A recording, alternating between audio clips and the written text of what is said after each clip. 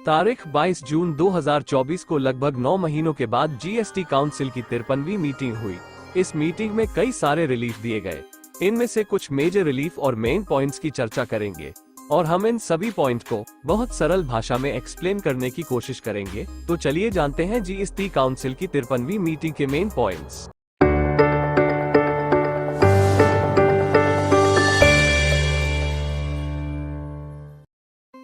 GST council की 53वीं meeting में सबसे बड़ा और आविष्कारक प्रस्ताव ये लाया गया कि अगर आपका फाइनेंशियल ईयर 2017-18, 2018-19 और 2019-20 के लिए सेक्शन 73 के तहत यानी कि कोई धोखाधड़ी या विलफुल मिसस्टेटमेंट का कोई केस नहीं है, उसमें कोई ऑर्डर पास हुआ है और इसमें कोई इंटरेस्ट या पेनल्टी लगी है और आप सिर्फ टैक्स का भुगतान करेंगे, तो इस ऑर्डर वाले इंटरेस्ट और पेनल्टी को वेव कर दिया जाएगा।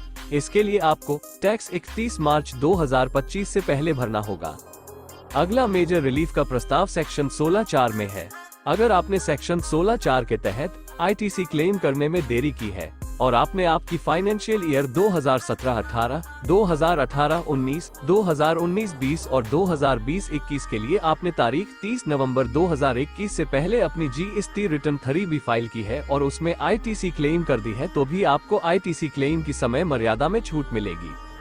जिसकी सबसे ज्यादा जरूरत थी वो अनाउंसमेंट इस जीएसटी काउंसिल की 53वीं मीटिंग में कर दी गई है कि अब से आप जीएसटीआर1 में अगर कुछ गलती रह गई है तो अपनी जीएसटीआर 3B फाइल करने से पहले नया आने वाला जीएसटीआर1 फाइल करके उस गलती को सुधार सकेंगे। ई कॉमर्स ऑपरेटर के साथ बिजनेस करते व्यापारियों को इस जीएसटी काउंसिल मीटिंग से एक अच्छी खबर निकल के आ रही है। सेक्शन 52 के तहत टीसीएस का रेट 1% से घटा के ½ करने का प्रस्ताव रखा गया है।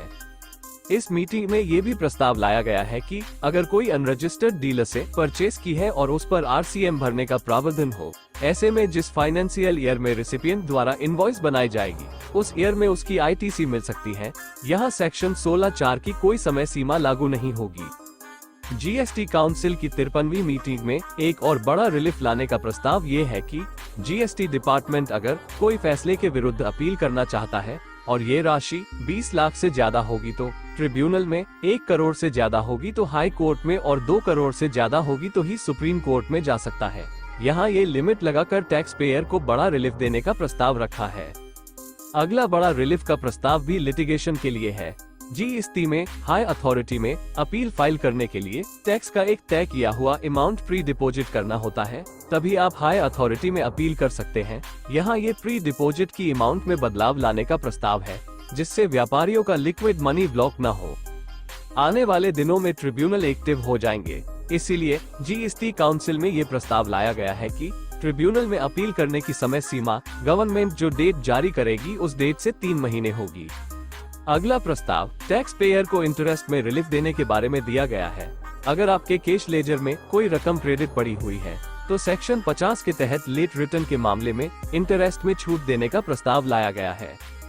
जीएसटी रेट में बदलाव ये है कि मिल्क के केन जो स्टील, आयरन या एल्यूमिनियम के हो और उसका उपयोग कोई भी हो, सोलर कुकर सिंगल और डुअल एनर्जी दोनों के लिए, कार्टून, बॉक्स, स्प्रिंकलर सभी के लिए 12% जीएसटी रेट का प्रस्ताव है। अगर आपका जीएसटी रजिस्ट्रेशन कैंसिल हो गया है तब आपको आईटीसी क्लेम करने की समय सीमा पर छूट देने का प्रस्ताव है। सेक्शन 16(4) के ये समय सीमा उस समय पर नहीं लगेगी जब आपका जीएसटी रजिस्ट्रेशन रिवोक का ऑर्डर पास हो जाए और आप उस ऑर्डर के पास होने के 30 दिनों में अपनी सारी जीएसटीआर 3B फाइल करके आईटीसी क्लेम कर ले। ये एक बहुत अच्छा बदलाव है और ये बदलाव जीएसटी आने की तारीख से ही अमल होने का प्रस्ताव है। कंपोजिशन टैक्स पेयर्स के लिए एनुअल रिटर्न जीएसटीआर4 भरने की समय सीमा फाइनेंशियल ईयर 2024-25 से बढ़ाकर 30 जून कर दी गई है। पहले ये समय सीमा 30 अप्रैल हुआ करती थी। अगर आपने DRC 03 में कोई टैक्स भर दिया है और अब आपको अपील फाइल करनी है तो उस DRC 03 में भरे हुए टैक्स को प्री डिपोजिट के तहत एडजस्ट करके आप अपील फाइल कर सकेंगे। ऐसा बदलाव लाने का भी प्रस्ताव इस मीटिंग में लाया गया है। उसके लिए एक सर्कुलर जारी किया जाएगा जिसमें ऐसा करने का मैकेनिज्म होगा। फाइनेंशियल ईयर 2024-25 से अमल हो ऐसे नया सेक्शन 74A लाया जाएगा जिसमें सेक्शन 74 के मामलों में नोटिस या ऑर्डर जारी करने की सीमा में बदलाव किया जाएगा। जीएसटी काउंसिल की ये मीटिंग में जो भी प्रस्ताव है उन सभी के लिए सर्कुलर जारी किया जाएगा। अगर आपको ये वीडियो अच्छा लगा हो तो लाइक जरूर करें और चैनल को भी सब्सक्राइब अवश्य करें। Thank you.